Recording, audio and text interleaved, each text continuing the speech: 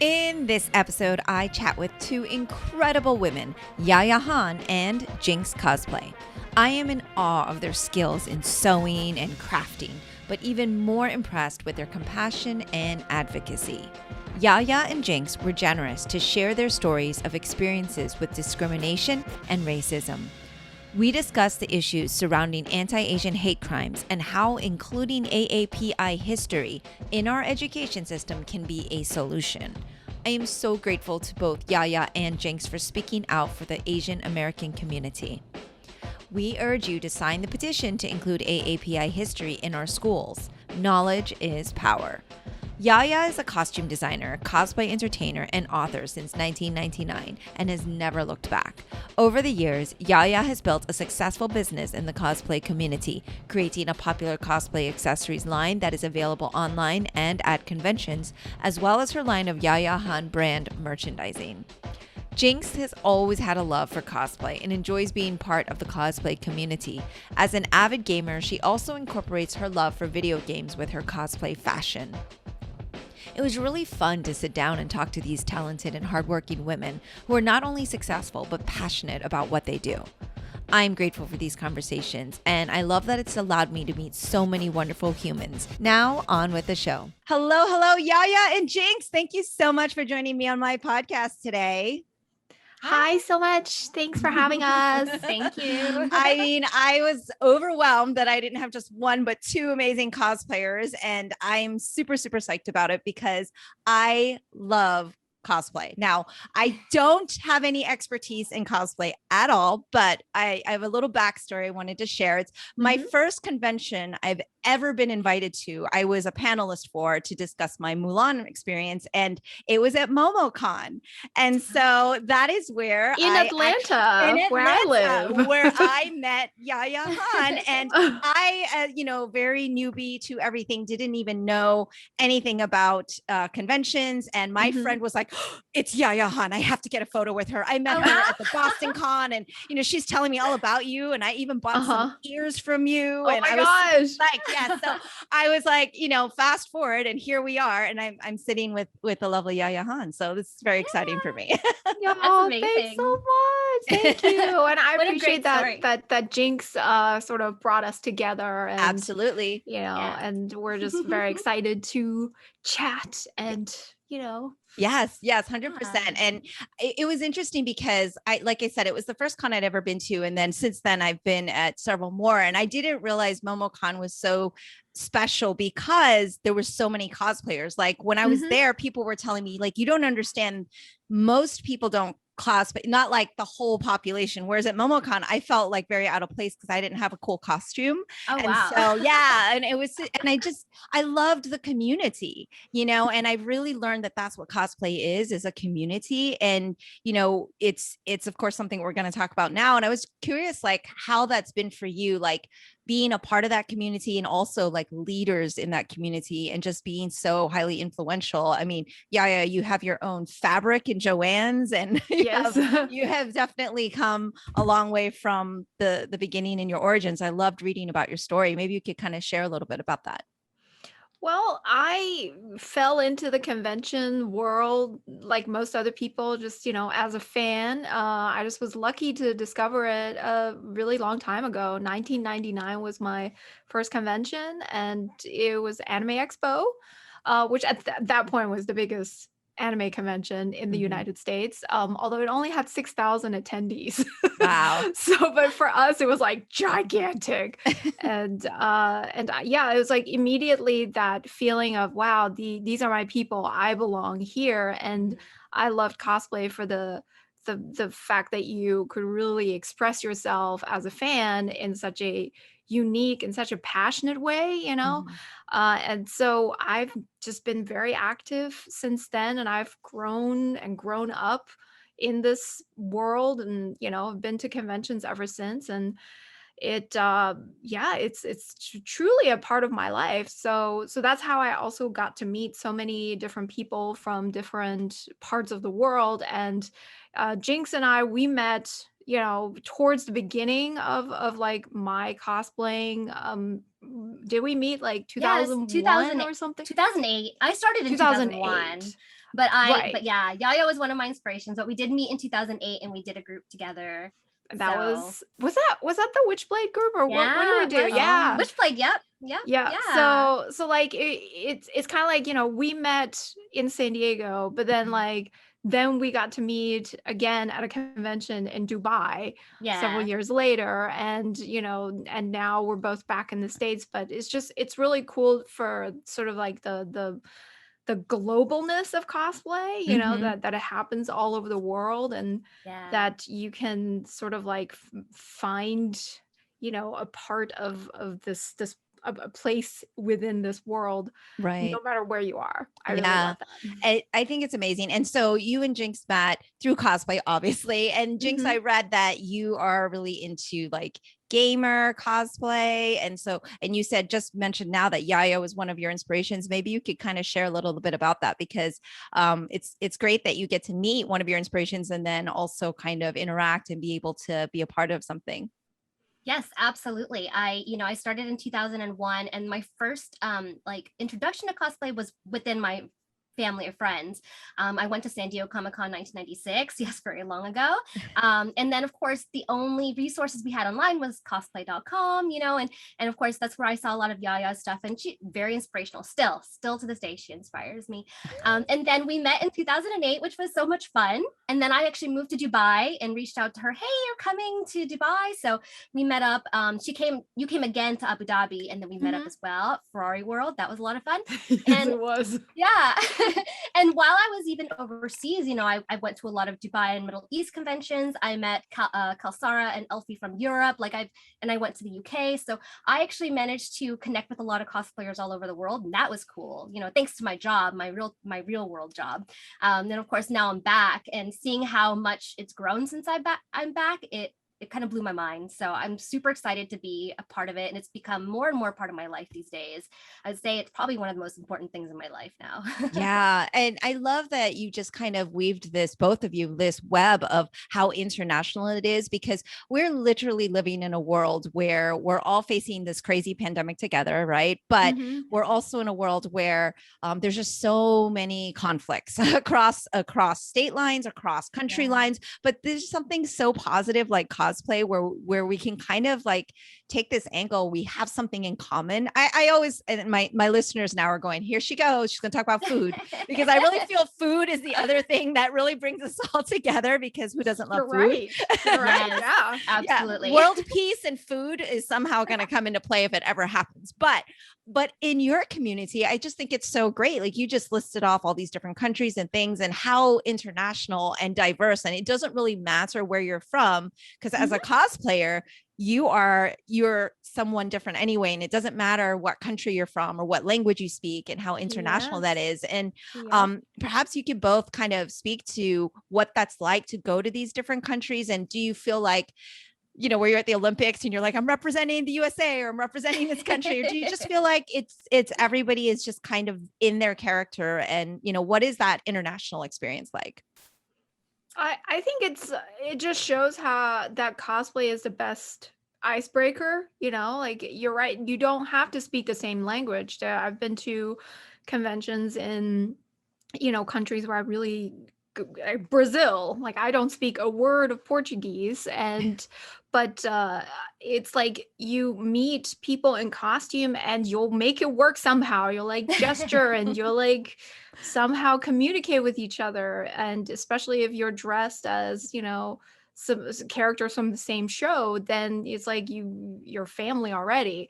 Yeah. And so that has always really struck me. And I'm also like, since now I'm very involved in creating crafting products and cosplay materials. When I go and travel, I always ask people like, where do you buy like fabric here? How do you get your materials? What do you have available? And then like once you start talking the creative aspect and sort of the crafting aspect, that's another aspect that brings you together. I Mhm. think like not only sharing the fandoms, but also the crafting process. And just like I love going, I love having cosplayers, like local cosplayers, take me material shopping. I'm like, take me to where your crafting products are, or take me to like where your anime stores are. I want to see. And you just kind of like you see like what is popular in that country, what people are really into, and that depends a lot on like what shows are being shown. Before the ages of streaming, it was like very dependent on what kind of programs were on TV. And so like in Mexico and such, they really love like Saint Seiya. And me in the United States and in Europe, people never understood what Saint Seiya was. And that was like one of the first anime and manga that I got into when I was a child in China. And so I know that anytime I go to Mexico, I can talk to people about Saint Seiya, and I can bring my Saint Seiya cosplay, and people will get it. So I really like that international aspect of it. Yeah. And Jinx, obviously you traveled the world. And so also something universal is the gaming, right? Because that's also worldwide. Everyone's playing all these different games. How do you find that connectivity? Because there's crafting, there's the cosplay, and then I know from the gaming aspect and representing those characters, have you found that to be very icebreaker and universal as well? Absolutely. When I actually lived in Dubai for 6 years, and I stopped cosplaying because I didn't really know what to expect. And they had their first Middle East Film and Comic-Con, I think it was in 2012. And I went not in costume, but I was so shocked. I was like, oh my God, there's cosplayers here. So I actually managed to find one other cosplayer that's now a lifelong friend. She's actually from Australia, and she helped me find fabric because I used to go to the quilting store in the mall. But there's this little street out behind, where all the big buildings are, and they get all their fabric from Asia and everything, and it's wonderful. But I was so I was so pleasantly stunned because Dubai is made up of like 80% expats. So people from all over the world. And I was so shocked. I'm like, Phoenix, right? Like that's popular. Bob's Burgers. You guys watch, it's like, it's so cool to see what fandoms get out there, because and then of course there's people that are like, I have no idea what you are. Right. But video games, as you said, travel a lot more than anime and other shows do, because of course they sell these in all the countries. They're just in different languages. So that's one thing I do see a lot more common is video games, especially like Blizzard games. World of Warcraft and Diablo is huge, like all over the world.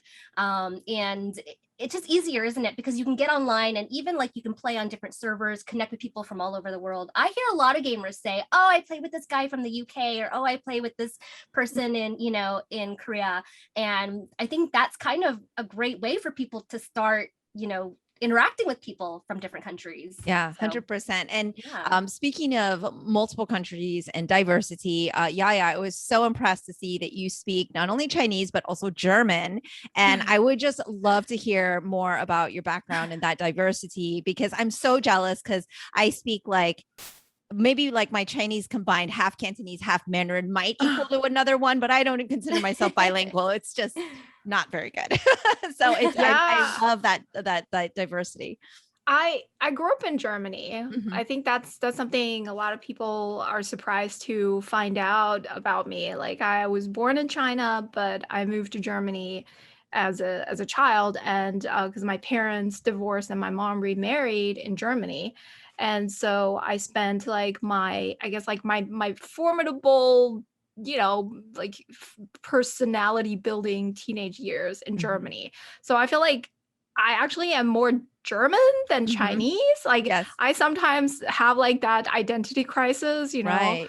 Not really quite understanding where I'm from. And but I know that like a lot of people, when they meet me, they expect me to act more Chinese, and no, I'm German. I'm very punctual. I'm very blunt. I'm very, to the point. And so it's very, it's just very funny. But yeah, like Germany is very, like I do see it as my home. But of course, growing up there, I didn't really quite belong there, which is partially why I decided to stay in America when I had the chance to come over here, because Germany also does not have very much, Asian representation. And I was like one of two Asian students in our school. And I was always very different. I was like just always like the weird girl that drew, these like Barbie looking characters. They were manga characters. So it's like it is a little bit bittersweet to think back on my childhood and think that, I'm glad I left China and, experienced this broader world, but also I couldn't really find who I was in Germany. I didn't feel like I belonged there.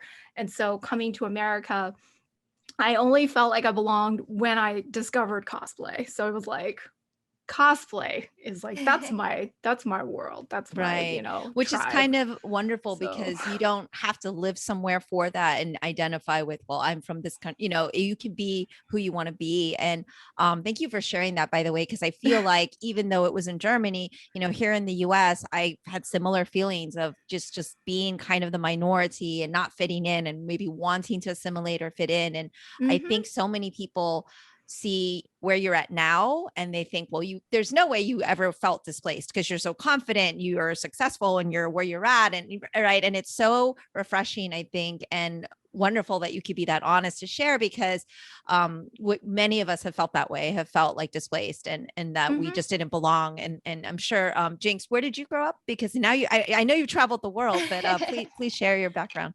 Yeah, I was born in the Philippines, but I moved to Arizona when I was really young. So I pretty much lived either here or Dubai.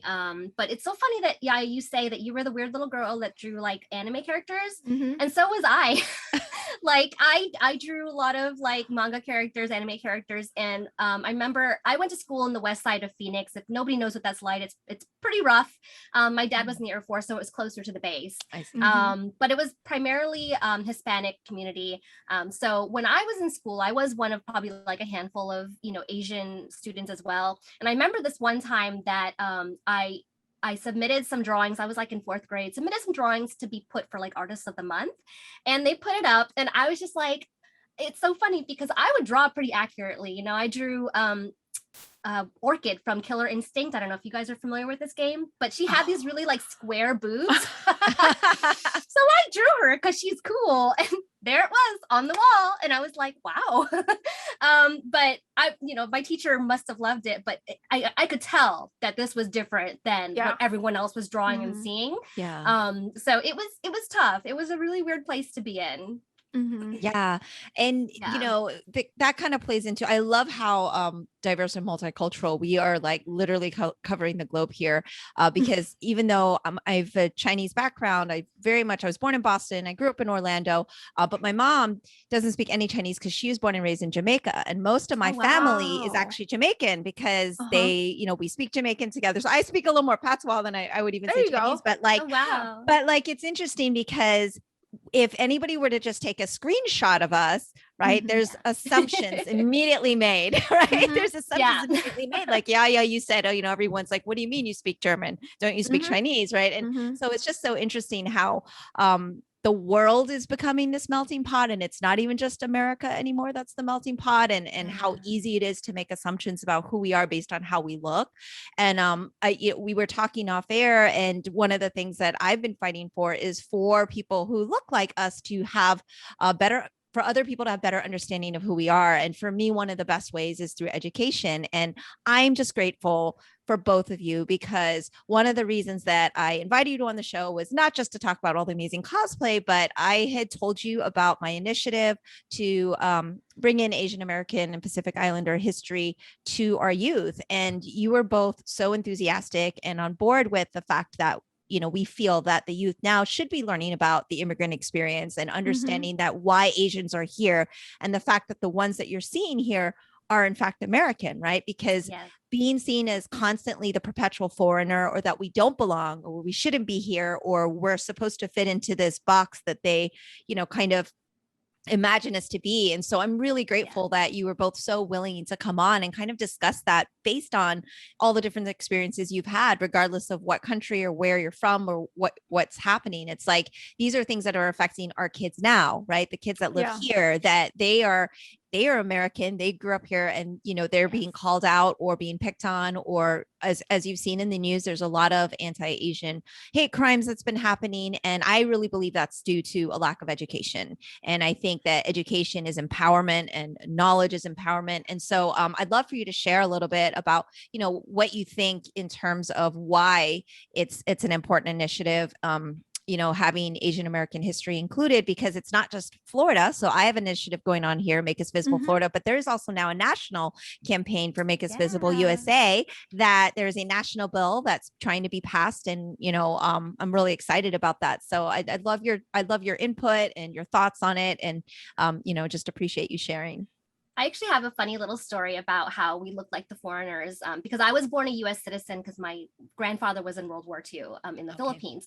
But my husband is British, so he's English, born and raised. I brought him over to Vegas for the first time, and we were at a show, and I was brought on stage, of course, and they made some funny joke about, oh, she's here for the green card. And I'm like, actually, he is.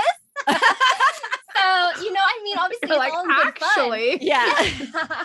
Little did you know. So that's actually a pretty funny story. He's actually gotten his citizenship now, which is exciting. But yeah, between the two of us, they never expect me to be the American. Right. Exactly. I think it's so weird. It is so weird how we are judged by our looks. Like, I have a Vegas story too. Why is it Vegas? Before I continue and talk about the initiative, my husband Brian and I, we lived in Vegas for a couple of years, like in 2006, 7, 8, something like that. And he is white. He's white, American, Southern boy. And we were driving at night to like try to get something to eat. And we ended up in like on the wrong street, and it ended up being sort of like a dark industrial area. And he's driving, I'm in the passenger seat, and all of a sudden we have like a police car following us. And they kind of keep following us down the street into a cul-de-sac kind of thing, and like pull us over. And like then it's like 2 white cops, one on each side, come up, and they both were just like, all right, driver's license, ID. And they both were like, do you know him? And they're like, do you know her? And I'm like, yes, that's my boyfriend. Like, what do you want me to do? Like, list off all his stats and whatever. But they thought I was a prostitute, basically, because I was Asian and exotic. You were exotic, quote unquote, right? Which is exactly. Yeah. So they had to make sure that we were actually together or something. But it is definitely very. I think like it's so crazy to, look at somebody and already have made a judgment about them. And I think especially for Asian people, we are used to being sort of the minority that assimilates really well, and that just, kind of like we don't have it as hard as, African, like Black people in this country. So really, like, we shouldn't complain and we shouldn't speak out. And it truly wasn't until this pandemic that I realized how little that I have spoken out for my own ethnicity. Like I've been supporting the Black initiatives, and especially in cosplay, really speaking out for Black cosplayers. And I even wrote about racism and blackface in my book. And I was like, I wasn't really saying anything about like my own race and how we are discriminated. And so I'm really, really glad that you are doing this initiative, because I agree that a lot of this is a result of lack of education and ignorance, and just sort of like this ingrained ignorance in this culture. And even I see it in my own husband. Like I remember what it was like when I started dating him, and I've had to educate him throughout the years and really like make him see things from my point of view, like make him stop, like joking about certain things that he just never knew that they were offensive in any way. And he thought that because he was dating me, it'd be okay to joke about them. Right. And That sounds so familiar. right? Isn't it weird? It's like, why are we dating these white men? I just don't get it. And you are educating them. Thank you. Yeah. And the thing is, like, I see how difficult it is to educate him. And I was like, how have you never known this? How have you, how do you not understand how to make me feel better when, like this person came to, and shot up these spas here, like in my city. And I am now terrified to go outside, and I'm incredibly upset. And his reaction was like, it probably isn't so bad. It'll be all right. Like he was trying to soothe me and trying to like make me feel better. Yeah. But he was saying all the wrong things. He was saying things like, oh, I'm sure it was not race related. I'm sure he was just a crazy person. Or, I only hear, we like everybody that we know supports this. So you should be fine. You should not be afraid. Like he was saying things like that. And I was like, you're now just making me feel like a crazy person because I am afraid, I can't help but be afraid. And by you saying stuff like that, it just like discounted my fear instead of, instead of acknowledging it. And so things like that, I think are incredibly important to educate people on, not just like where we as Asian Americans came from, but also how to be an ally and how to support us and how to like, understand us and where we're coming from. Yeah.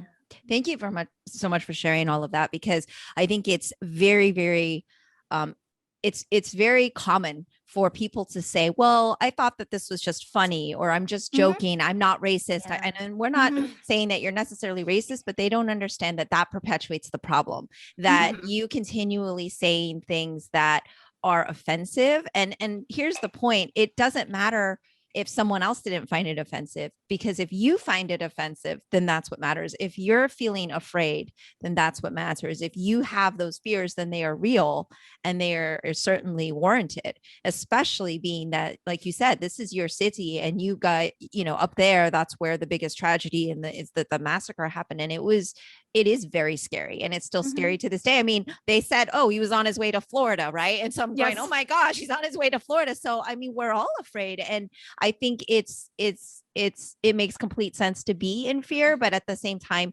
speaking out, having these conversations, correcting people, those are all part of education. It's not all formal education. Like this is absolutely, part of that is having conversations with Asians, right? Is part of learning, and I'm sure, Jinx, you've had experiences as well. Like you even just shared, like getting up on stage and having these like slights at you, but you grew up in Phoenix. You said, I'm sure you have several, thoughts on this as well.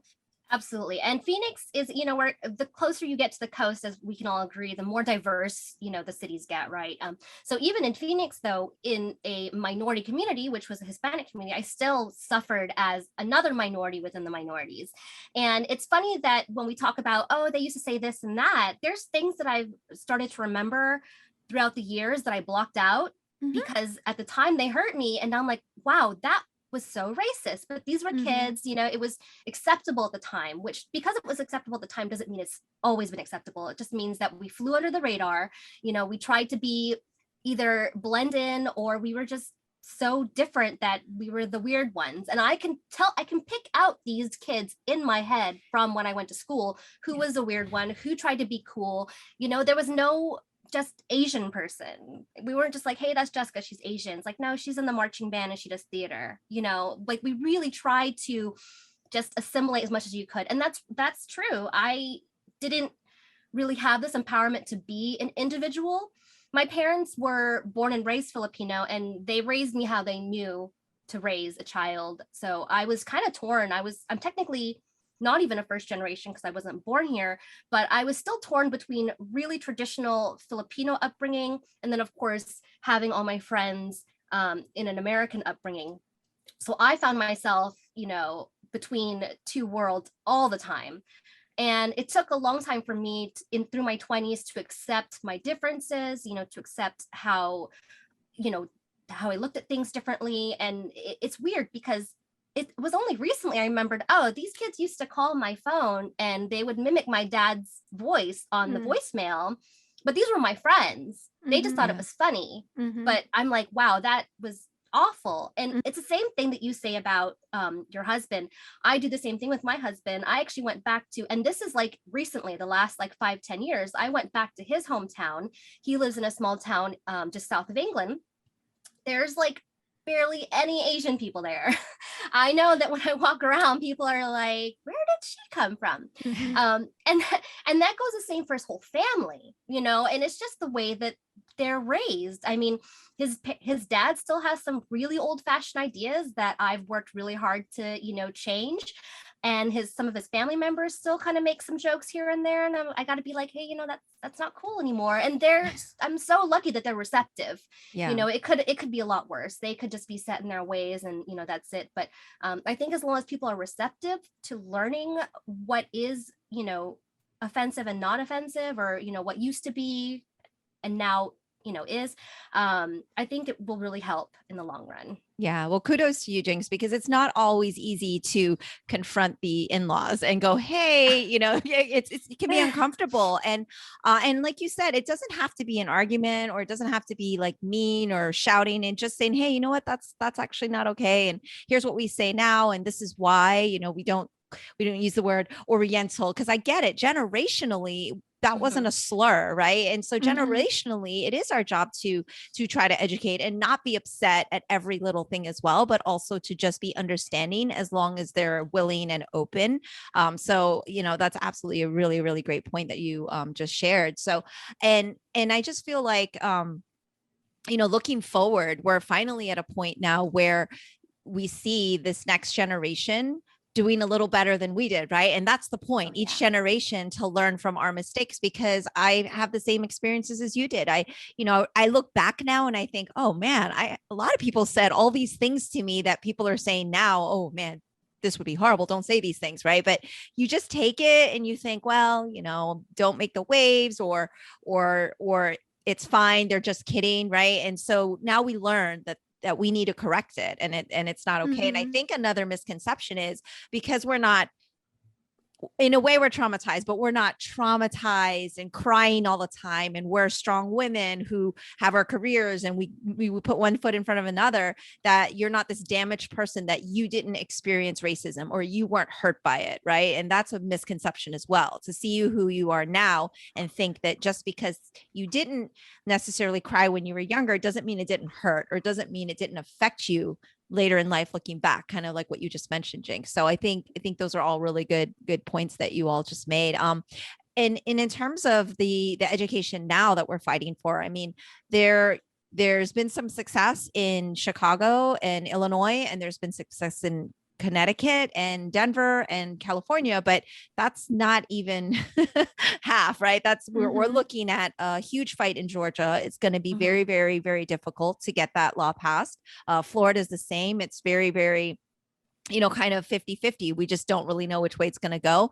And we're really hoping that the national bill goes across, well, in the same way the COVID-19 Act did, which is to, you know, trace anti-Asian hate crimes as well as other ethnic crimes. And that this isn't just also for Asian Americans. To learn about Asian American history helps all ethnicities, right? So we're all here elevating one another, and we're breaking, you know, ground and making way, paving the way for all the other education to come through. So I get very frustrated about that model minority myth where they try to pit us against one another. I'm like, no, we stand with our Black Americans and our African American, you know, brothers and sisters. We stand with our Muslim Americans. We stand together. And that's exactly what a lot of, and I'll just say it, white supremacists do, is they try to separate us so that we don't unite.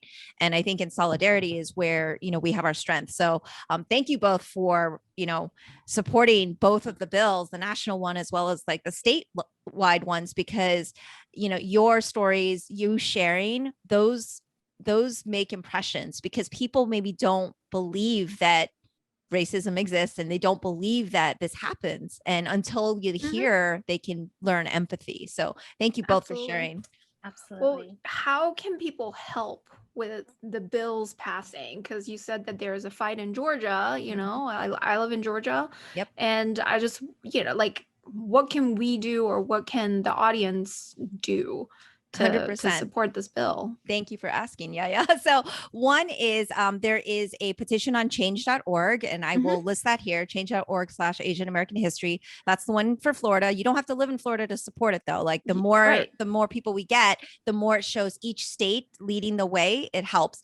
And then the national bill is HR 2283. I will list a lot of stuff here as well. And if you would both be kind enough to share these things, basically, you need to call your legislators. You need to call them and say, hey, we want this to pass. We believe in including AAPI history into our education for our youth, and we want you to vote for it. So I've heard that if a legislator hears 7 or 8 times, they start to pay attention. So 7 or 8 people is not a lot of people to just go, oh, let me see what's going on. So over in Arizona, you know, it's important. So anybody anywhere needs to vote on these. And that's what it's about. Like elected officials will listen to the constituents, because then they know they won't get reelected. And honestly, they need to remember they work for us.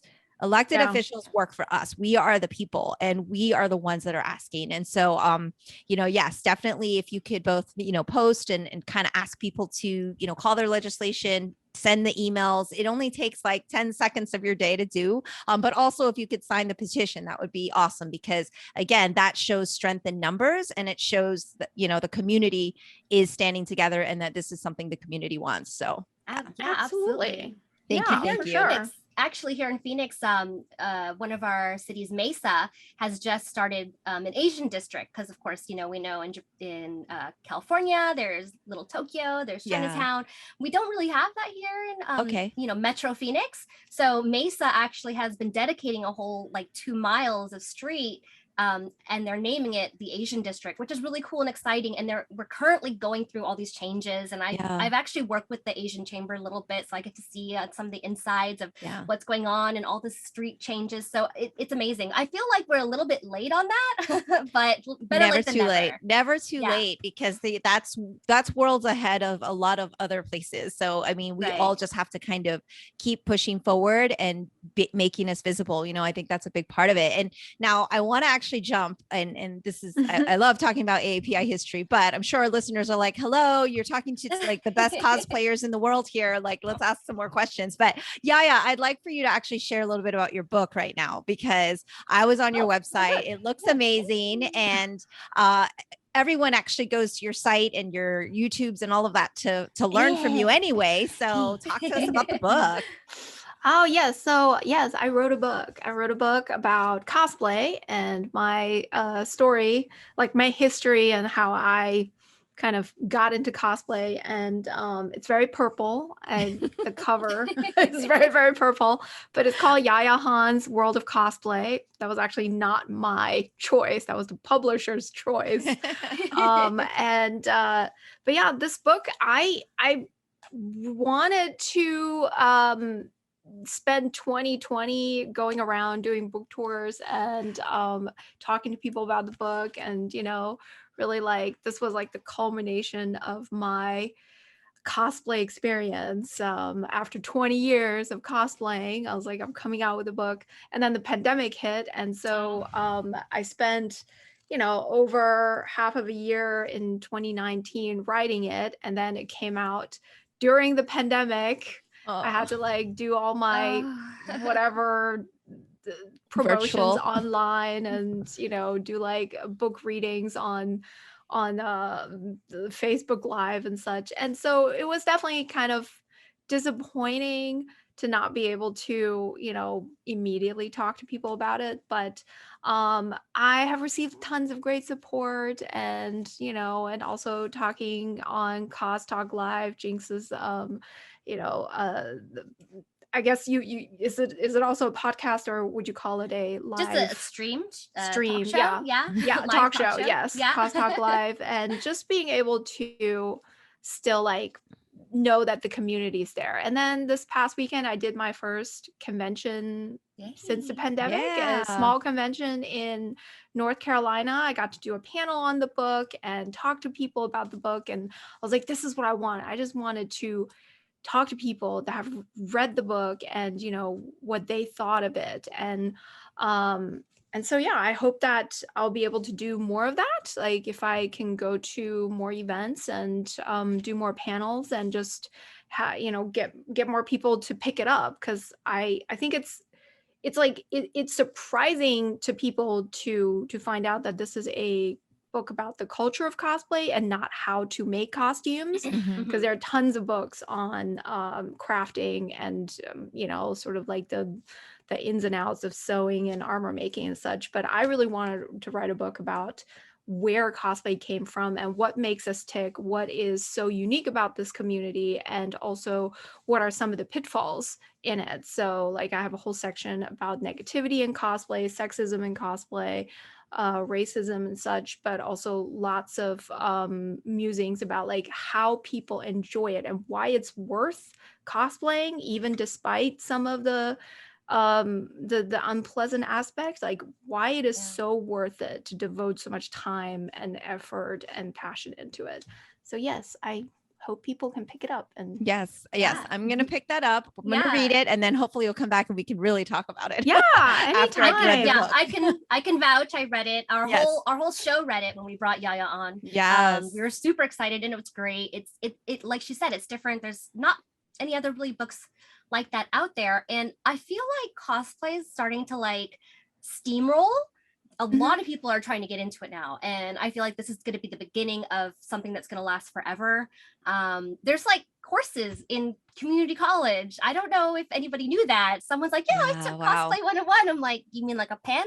They're like, no, at the community college. I'm like, whoa, like mind blown. I could just see Yaya's book on like one of the required Yes, it's in the textbooks. syllabus. It's in the syllabus. Yeah. Definitely. I think so, for sure. For That's sure. amazing. Absolutely. That would be great. Yeah. It's probably going to happen because I mean, it's also such an important thing to have someone that's really been in the community, but also who started from scratch. Like you literally worked from the ground up to kind of be where you're at now. And it definitely has not been easy, right? Like that journey must have been a No, lot of it hard has work. not. What would you say, Yaya? It was like the most kind of that challenging.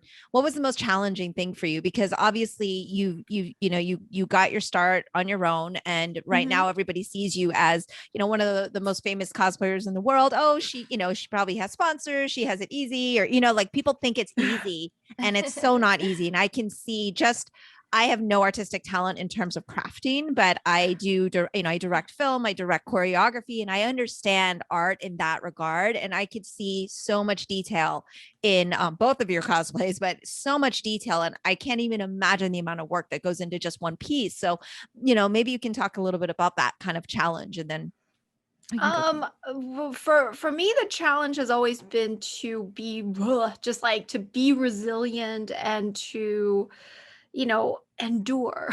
Like I feel like the crafting aspect is challenging in itself, but that's the fun part to me. that's Mhm. that's the inspiration and the reason I'm still cosplaying after all these years. I'm always excited to take on creative challenges and to keep learning and honing and such.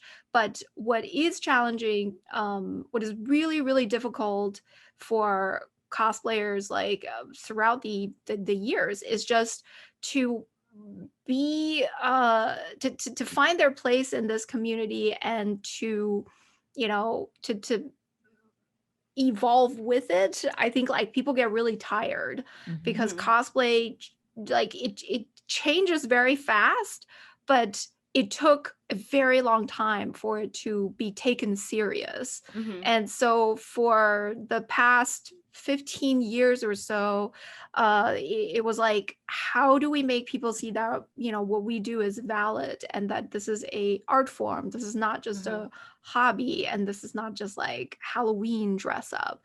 Yeah. And to I think me sort of deciding to make a career out of cosplay before it was possible to have a career, like before it was an industry. Yeah. I quit my job in 2005. So and try to make cosplay my full-time job. So that was like about 8 years too early. But I was resilient during that time. Like I endured. So it's like if many conventions that I went to in those early years, even though they would list me as a guest, I would get nothing. You know, I would get a badge, or I Mhm. would have to share a hotel room with staffers or another cosplayer, or they would just give me a booth. And but because I ended up just negotiating for booths. I was like, give me a booth space so I can sell stuff. And Yeah. so I made my own merchandise. I brought my own merchandise to the events, and then I made that into a source of income, like if I have the ability to go to 15 conventions, 20 conventions a year, even if they don't pay me, I'll make my own money at the booths. And, eventually I was able to negotiate more and more for myself over like 10 years. I was like, after 10 years, I was able to negotiate for all expenses paid as well as like appearance fee and such. But all that took so much time. And that's what Yeah. nobody really understands, that part was really tough to always feel like you're not really a part of the industry. You're not really important because you came from a fan community. Like I Mhm. was not in the industry. I was not an artist or producer or voice actor or somebody who you know, made these canon like series and movies and Mhm. comics happen. Like I was just a fan. And until finally cosplay became its own value. So it was like I am a cosplay artist finally. And so Not just I someone think who that was prances around in definitely, costumes.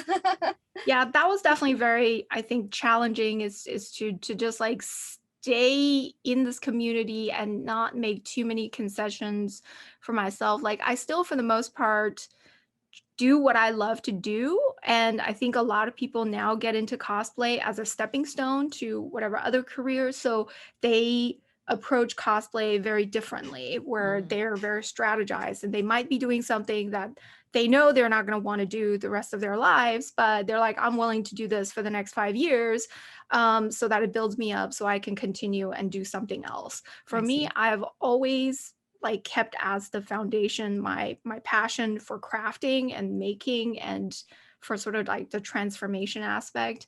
And so I'm very grateful to have been able to maintain and achieve what I have without like compromising my own like passion too much. So Yeah, but yeah.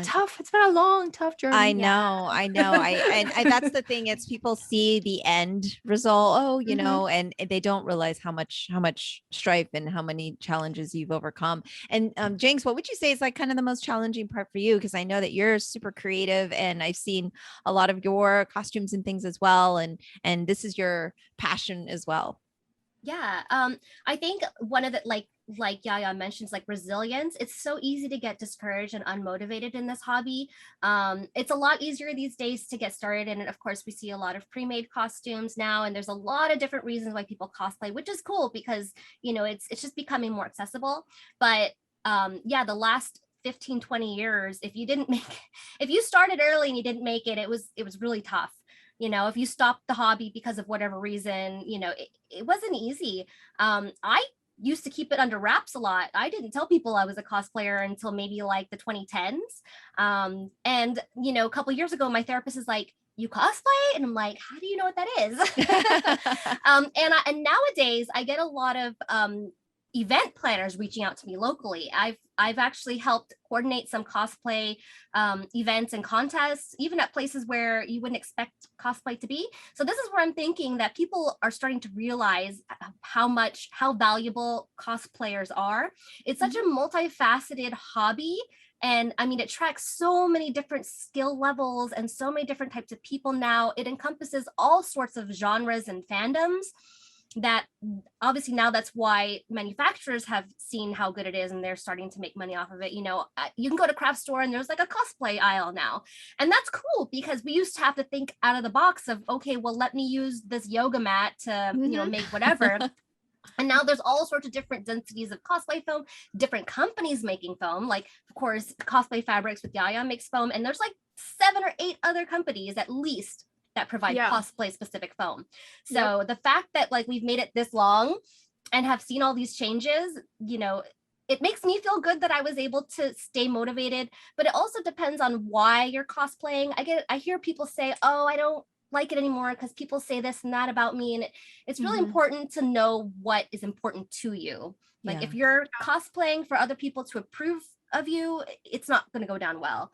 You know, if you cosplay because you like the craft, you like to create stuff, or you like to perform, or you just like to see people smile when they see their favorite character in person, as long as that's whatever it is that brings you joy, I think you can succeed and continue on. If it's anything that's, you know, more superficial, it's not going to last. You might have, you know, short success, but in the end, it really depends on your happiness and how happy you are. It's a hobby. It's something that you're supposed to enjoy. So when you stop enjoying it, I think that's when a lot of people start to feel unmotivated. Yeah. And earlier you had mentioned, Yaya, that, you know, you finally went to your first convention, and hopefully the book tour is going to also kind of go hand in hand with that. I'm super curious because I know conventions are such a huge part of not just for the book tour, but of your cosplay business and what you do. And it's been just an insane year. Does that mean you crafted like 1,000 extra costumes because you were home and you weren't traveling, or, you know, and you'd already finished your book. So it would be different if you were like, oh, I'm on quarantine, let me write now. I mean, what did you do during that time? How did it affect you? And, you know, looking at you both, everybody looks healthy, and I hope that's the case for you and your family and your loved ones. But like, how did the pandemic really affect kind of your lives?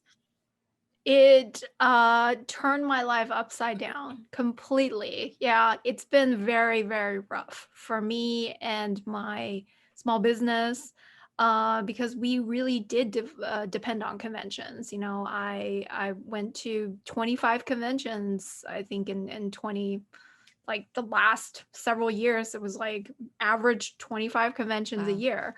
And all of our products, everything that I did work wise, it was all surrounding appearances and being there in person. And so when we lost that, immediately, you know, like it was like tough for my book, but really, really tough for my small business, and figuring out how to keep my employees and how to keep like the lights on at our warehouse and such.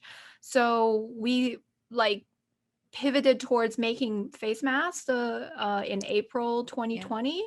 And so we did that for the majority of 2020, was just make face masks and hunt for cotton and hunt for elastic all over the world. It was because a great supplies were hunt. low, right? Yeah. Yes, Supplies were it hard to really come by. was the great cotton hunt. I did everything that I could. Oh my gosh. It was like I started just blindly ordering fabric because by the time you place the order, you're not sure if it's there anymore. So half the time I would buy fabric that they would then cancel the order or cancel the majority of the order, and just be like, sorry, it's out of stock. We just couldn't keep up with, you know, the stock level. And but yeah, so that was 2020, and I was very affected by the world news, and I definitely experienced a lot of trauma with like how just like all the negative things happening in the world and the election and everything. And so I try to be fairly productive, but like for months I just made face masks instead of costumes. And it wasn't until the beginning of 2021 that I really found my creativity again. And that was actually through building photo sets. Like I have a warehouse that just like wasn't being used, you know, very much, because we were all working from home. We were like actively avoiding each other and coming in, you know, on separate days, so we would not be in the same space with each other. And I was like, I have this whole area that we're not using, you know, for anything. So like we can't go anywhere to do photo shoots. So I'm just gonna build a set. I'm just gonna like get a backdrop and put some furniture in here, you know, like buy some cheap furniture on Facebook Marketplace. You know, it's fine if it like is falling apart because I just needed to look all right in the photo. And and that brought my creativity back immediately. Like it made me want to make costumes. It made me have all these visions for new photo shoots, and made me learn more about lighting and photography. And I'm like dragging my husband to my photographer, being like, you're gonna learn studio lighting now, you know, we're gonna do this. And so it was very unexpected, but I'm still on that kick. And I'm like, I just like discovering new ways to stay inspired. So I've made more costumes this year, and also I've done some social media campaigns with video game companies, and you know, different like media outlets, where I'm just like making a costume and then promoting a thing. And that's been also like good as supplemental income, you know, since mass started to drop off in sales this year, which is totally Which is understandable. but unfortunate. Yeah, but like it's all right. Like I knew we wouldn't be able to just like change our business to just making face masks. Of course. Yeah, Of course. so But I'm grateful, also, but I'm also glad your creativity kind of returned, because this has been such a horrible year for so many people, and they've been in that quote unquote rut, and especially something where creativity is, you can't force it, right? You can't yes. make yourself be creative. And so I was going to ask Jinx the same thing. Like, is it kind of like writing when you get writer's block? Like, do you have creativity block? Like, what do you do, Jinx, to kind of get yourself out of that? You know, what's so funny is that like I had a different response than Yaya, of course, because, you know, I it wasn't my full-time job. It was more of a hobby, where I was like, okay, well, I don't have an event and I've got plenty of time. I actually started on a project that I never thought I would start, that I didn't think I could do. And the fact that I didn't have a deadline was so calming that I would just, every day I would just, you know, a couple hours just hand sew, or I was doing a Zoom meeting, I would hand sew. It was completely different for me, and it really helped my mental health. And it always has, like, cosplay's always been a big part of like self-care and mental health, but it was just, it was so instrumental during the pandemic. And I know it was for a lot of people. But I mean, the main issue is that cosplay is a social hobby. I mean, it was a lot more than the pandemic. It was more of a social hobby, you know, going to the events, seeing people's, you know, definitely before social media, of course. It was like only a social. If you didn't wear it in public, you didn't cosplay, right? Pixar didn't happen. So when when the pandemic happened and everything shut down, you know, that's when TikTok started really, you know, blowing up for cosplayers. And that's kind of where Cost Talk Live came out of. So at the height of the pandemic, I was, myself and 3 other friends, some other co-hosts on Cost Talk Live, we were meeting regularly, choreographing a skit for WonderCon. And then all of a sudden they're like, hey, nobody go anywhere. And we were like, whoa, we were just seeing everybody, you know, we were seeing each other like every week. And so finally I'm just like, let's just do a show. I don't know, it doesn't matter if anybody watches it, like, let's just talk.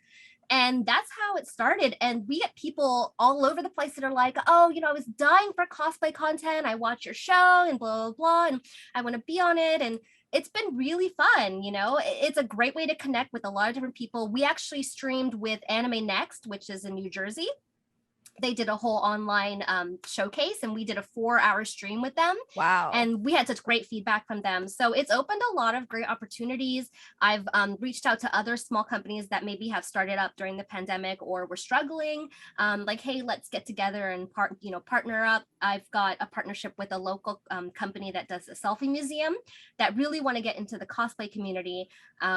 So it's really been a great direction. Of course, we've had Yaya on a couple times and you know, helped her with her book and showcased her great fabric. So good. And it's just a lot of fun because we all miss that interaction with other cosplayers. Of course, it's become a lot more of an online hobby. You know, there's more reels, TikToks, all sorts of things that we can do now online.